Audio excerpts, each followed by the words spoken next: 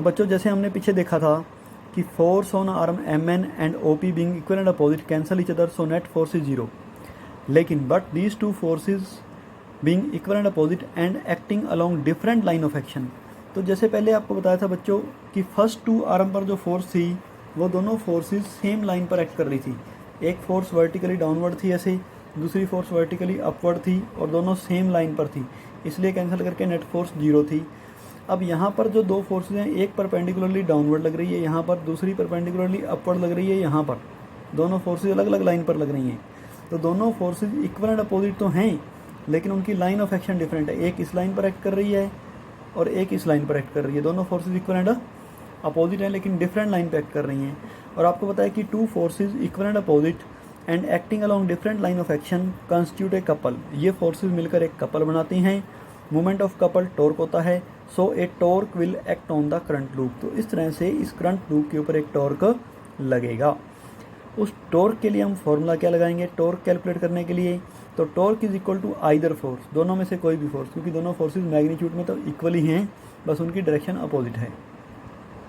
तो either force मतलब दोनों में से कोई भी फोर्स ले सकते हैं, into perpendicular distance between line of action of two forces. इस बात को आप डायग्राम से समझ सकते हो।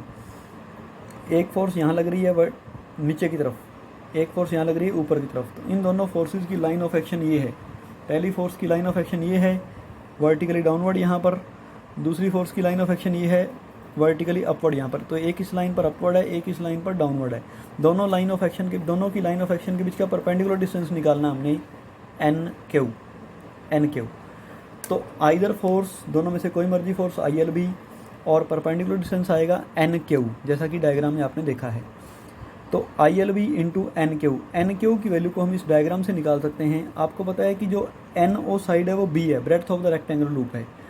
जो एरिया वेक्टर था जो इस करंट लूप के परपेंडिकुलर है उसमें और मैग्नेटिक फील्ड की डायरेक्शन में जो नॉर्थ से साउथ पोल की तरफ थी, दोनों में एंगल थीटा था। तो बच्चों अगर ये एंगल थीटा तो ये एंगल क्या आएगा 90 माइनस थीटा। ये 90 है परपेंडिकुलर, तो ये एंगल कितना आएगा थीटा आएगा। तो ये 90 है, ये थीटा है, तो ये साइड बेस बनेगी, ये साइड परपेंडिकुलर बनेगी। और परपेंडिकुलर बाय हाइपोटेन्यूज क्या होता है साइन थीटा। तो perpendicular by hypotenuse equal to sine theta. NQ by NO equal to sine theta, या NQ is equal to NO into sine theta. और NO की वैल्यू आप देख सकते हो B है, तो NQ is equal to B sine theta. तो यहाँ पर हम NQ की वैल्यू पुट करेंगे तो torque tau is equal to ILB into B sine theta.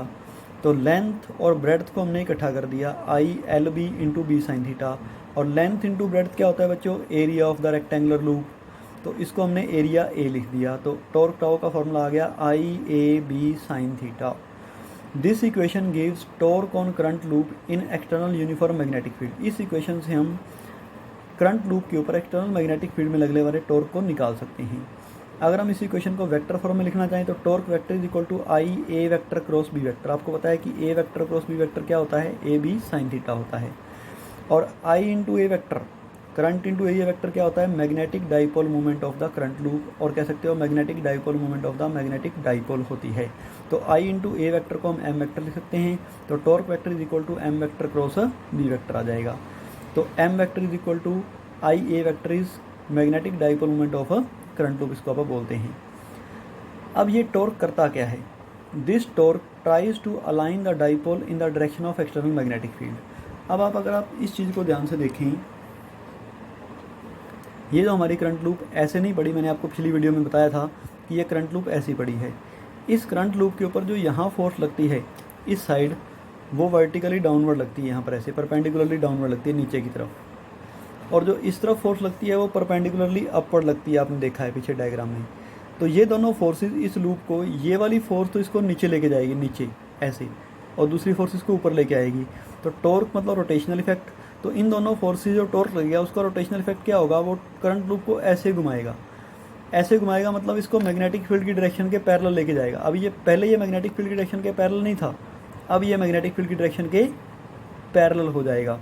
तो इसका मतलब ये टॉर्क क्या कर रहा है, ये करंट लूप को मैग्नेटिक फील्ड की डायरेक्शन में अलाइन करने की कोशिश कर रहा है। ये बात हमने पहले भी पढ़ी थी इलेक्ट्रिक डाइपोल वाले टॉपिक में कि torque on electric dipole tends to align the dipole in the direction of external electric field. यहाँ पर है torque on magnetic dipole tries to align the magnetic dipole in direction of external magnetic field. तो ये torque इस current loop को घुमाकर इस तरह से नीचे ले आएगा, मतलब इसको अलाइन करने की कोशिश करेगा। Next case 1, when plane of current loop is perpendicular direction of B vector then angle between A vector and B vector is will be 0 degree. अब अगर हमने इस करंट लूप को मैग्नेटिक फील्ड के परपेंडिकुलर ऐसे रखा हो, हमारी मैग्नेटिक फील्ड ऐसे है नॉर्थ पोल से साउथ पोल की तरफ, अगर हमने करंट लूप को ऐसे रखा हो तो इस करंट लूप का जो एरिया वेक्टर होगा वो एरिया वेक्टर इस करंट लूप के परपेंडिकुलर यहाँ होगा। तो एरिया वेक्टर और मैग्नेटिक फील्ड की डायरेक्शन में एंगल कितना हो जाएगा 0 डिग्री, और साइन 0 डिग्री क्या होता है 0 होता है। So torque equal to 0 and the current loop will be in position of stable equilibrium. इस कंडीशन में जो करंट लूप के ऊपर टॉर्क लगेगा वो टॉर्क 0 होगा और ये जो करंट लूप होगी वो स्टेबल इक्विलिब्रियम की पोजीशन में होगी। स्टेबल इक्विलिब्रियम का मतलब है कि अगर आप इसको थोड़ा सा इस इक्विलिब्रियम पोजीशन से डिस्टर्ब करेंगे, चाहे आप इस तरफ घुमा लो चाहे आप इस तरफ घुमा लो, दोनों ही पोजीशन में जो टॉर्क लगेगा वो वापस इसको इसकी डायरेक्शन में ले आएगा, यहाँ ले आएगा, इस पोजीशन में वापस इसको ले आएगा। तो मतलब ये क्या है, स्टेबल इक्विलिब्रियम की पोजीशन है। Case 2, when plane of current loop is parallel to direction of B vector. अब अगर हम इस करंट लूप को ऐसे रखते हैं, मैग्नेटिक फील्ड की डायरेक्शन के पैरेलल रखते हैं, ऐसे मैग्नेटिक फील्ड की डायरेक्शन में अपन इसको पैरेलल रख देते हैं, तो पैरेलल रखने पर जो एरिया वेक्टर होगा वो ऊपर की तरफ ऐसे ही, तो एरिया वेक्टर की डायरेक्शन और मैग्नेटिक फील्ड की डायरेक्शन में एंगल 90, साइन 90 क्या होगा 1। तो टॉर्क कितना लगेगा इसके ऊपर, torque tau is equal to I A B is equal to maximum torque लगेगा। और फिर केस 3 में when plane of current loop is again perpendicular. अब plane of the current loop, ये प्लेन है, ये इसका प्लेन जो है वो पहले ऐसे था, मैग्नेटिक फील्ड की डायरेक्शन के परपेंडिकुलर था, फिर हमने इसको पैरेलल कर दिया, अब फिर से ये परपेंडिकुलर है, लेकिन अब देखो अब एरिया वेक्टर की डायरेक्शन इस तरफ आएगी, इस तरफ लेंगे, पहले डायरेक्शन इस तरफ थी दूसरी तरफ थी, तो अब एंगल एरिया वेक्टर और बी वेक्टर में 180 डिग्री होगा, साइन 180 डिग्री फिर से 0 है, टॉर्क फिर से 0 आएगा, लेकिन current loop will be in position of unstable equilibrium. Unstable equilibrium का मतलब है कि अगर अब हम इसको इसकी थोड़ी पोजीशन से डिस्टर्ब करेंगे तो जो टॉर्क लगेगा वो इसको वापस कहाँ ले आएगा, स्टेबल इक्विलिब्रियम की पोजीशन में ले आएगा। ये सारी बातें हमने पहले भी इलेक्ट्रिक डाइपोल के केस में पढ़ी थी, जब हमने टॉर्क ऑन इलेक्ट्रिक डाइपोल की बात की थी। तो ये सारी चीज़ें आपको अच्छी तरह से समझनी हैं, लिखनी है और याद करनी है, और इनके ऊपर बेस्ड न्यूमेरिकल्स भी सॉल्व करने हैं। Thank you.